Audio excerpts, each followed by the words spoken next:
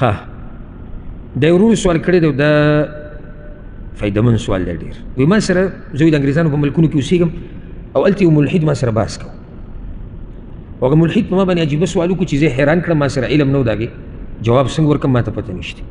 سوال دا دی چې تاسو وایئ چې الله شتي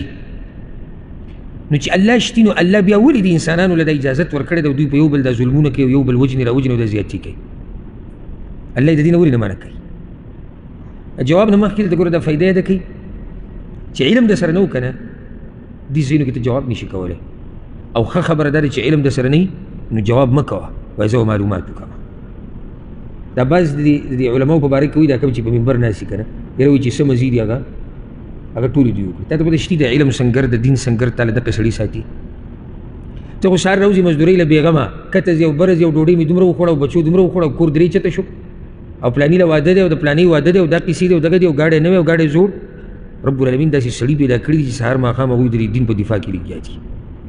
دا دین چې تاسو ته داسې تر و تازه را رسېدلی دی ستاسو څه خیال دی چې د دین 2-3 کاله شوي دي څه د پاسه 1400 کاله شوي دي نن هم تاسو ته هغه دین بیانېږي د الله رب العزت دغه سړو له دا طاقت ورکړی دی دا د هغوی کار دی مونږ خو صرف چې دی د ډوډۍ هم تباهي وکړه مونږ خو پیسو مزدورو پورې نښتي وو او دغه سړي دا کار کوي داسې کله چې داسې سوالونه سړي ته راشي که نه دې سره د علماو هغه قدر د سړي په نظر کې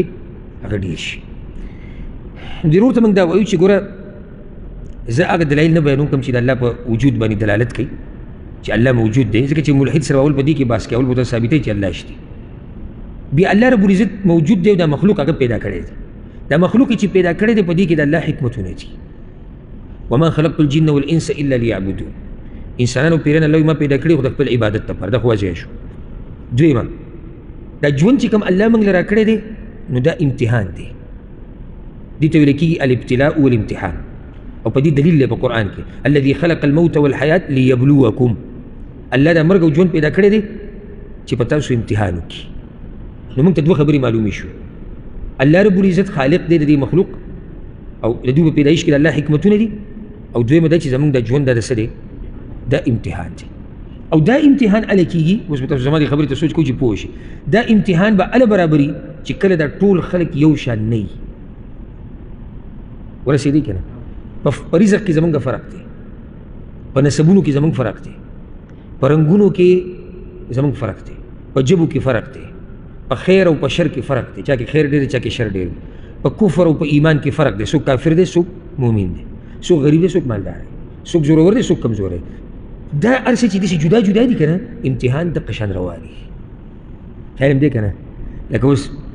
که موږ داسې سوال وکړو چې یا الله دنیا کې چې څومره مسلمانان دي یا الله ټول سم مالداره کړي او سم یې ماړه کړي الله ته خو ګرانه ده الله به وکړي ژوند به وچلېږي امتحان پته به ولګي زما او ستا د ایمان خو هله پته لګي چې کله زما او ستا ژوند کې کته به راشي دا یو نیم چې وینې ډېر خوشحاله د خندا شیني د الله حمدونه او ثناګانې به بیانوي ځکه چې هلته مالي حالت یې برابر شوي بل چې بې لږه سخته راشي یاره طبیعت یې دومره ګډوډي او ته زما خو پکې داسې بعضو سره لږه تجربه شوې ده نو چې کله داسې مالي حالت یې ګډوډ شي که نه نو تا ته به داسې بد ګوري لکه تا چې پلار وژلی یا که دا خو د الله طرف دی په تقدیر کې نو تا سره به هغه دوا سلا هم کمزوري کړي نور پرېږده دې ځای کې د ایمان پته لګي ګوره نور کله چې به دی راووتو داسې به تو السلام علیکم طبیعت یې برابر لکه چې رزق یې برابر الله په امتحان راوستو رزق یې ورله لږ تنګ کړو یا بیماري راغله یا بله مسله و چې داسې راوځي تا ته داسې ګوري تو ته سلام وایي جواب دې نه درکوي او د الله په باره کې د ده په زړه کې ساه وړي راوړي والعیاذ بالله هغه بیا بله مسله او چې کښېني د الله په باره کې به شکایتونه شروع کړي د دې نصیب خوله داسې داسې کمه مړه نصیب پرون دا سړی د خندا شي نن دې نصیب ته کنځلې کوي نصیب مطلب هغه تقدیر چې الله لیکلی دی ته د الله تقدیر ته کنځلې کوي ته تقدیر ته خیرې کوي اوس د ایمان پته ولګېده که دا سړی ټول عمر له مالداره وي د دې رویې پته لګېده نه لګېده او بیا به داسې ځه تور او سپین ښایسته بدرنګ دا ټول نو په دې دنیا کې دا ټول خلک یو شان نه دي نو چې یو شان نه دي نو په دې دنیا کې ظلم هم روان دی فساد هم روان دی بعض پکې لګیا دي بعض وژني بعض لګیا دي بعض یاروي بعض لګیا دي د بعضو مالونه خوري دا ټول هر څه په دې دنیا کې روان دي او هم دقې ته امتحان وایي که الله غوښتې دا ټولې ختمولی شو که نه شو ختمولی دا ټول ظالمان کافران الله بالکل ختمولی شو او دا خو الله قرآن کې وایي ولو یشاء الله لانتصر منهم د جهاد مسله بیانېږي سورت محمد کې الله وایي که زه وغواړم د دې کافرانو نه ګورې زه بدل اخیستی شم ستاسو جهادونو ته ضرورت هم نشته نو بیا ولې یا الله ولې ته مؤمنانو ته د جهاد مسلې ښې وایي ولکن لیبلو بعضکم ببعض چې ستاسو خو امتحان وشي که نه نو دنیا کې چې دا سره روان دي دا څه دی امتحان دی بله مسله ورسره دا یاده کړئ دا څه چې کېږي نو د دلیل له په دې باندې چې الله اختیار ورکړی د انسان له او که زه تا نه دا تپوس وکړم چې که الله ته پیدا کړي او دې دنیا ته ته رالېږلی وي او ستا سره هېڅ اختیار نه وي ته دا ژوند خوښې که نه چې تا سره اختیار هغه ژوند خوښې کوم ژوند خوښې چې اختیار یي یعنې دا د هر انسان ارمان دی چې ما سره اختیار وی او الله رب العزت موږ له اختیار راکړی چې هغه د الله د اختیار نه لاندې دی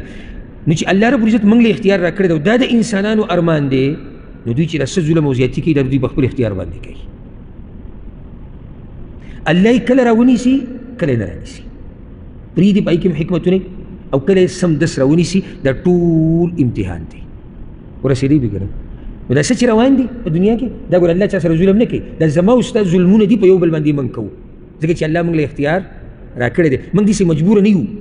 چې څه چې موږ کوو د الله په موږ باندې کوي الله په چا زنا کوي الله په چا باندې قتل کوي الله په چا باندې غلا او ډاکه کوي نه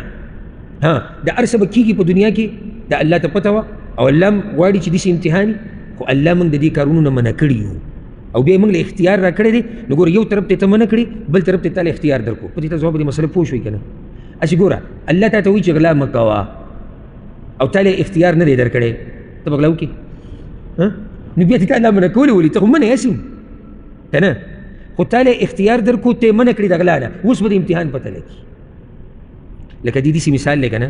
چې ته خپل کور ته ټالي ووایې ښه مضبوطې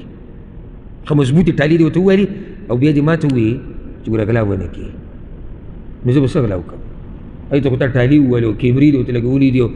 کنډتار دې تاو کړی دی او کرنټ دې پرې راپرېښوی دی او بیا ما ته غلا مه کوه خو چې ته د کور ور کولاو پرېږدې او بیا ما ته وایي چې ګوره دې نه غلا ونه کړې دلته به اوس پته لګي دا اوس امتحان زما به پته ولګېږي چې هغه شي ته رسېده ما ته اسان شو